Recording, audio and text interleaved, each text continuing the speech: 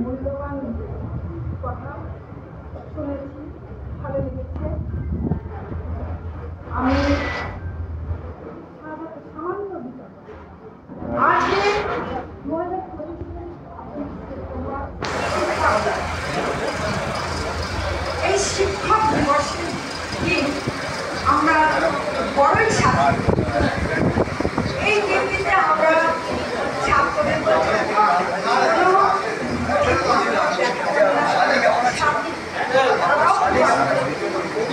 আমরা এরকম একটা দিনে তোমরা এই অনুষ্ঠানের আয়োজন করেছ। সন্ধ্যে যখন আমার বাড়িতে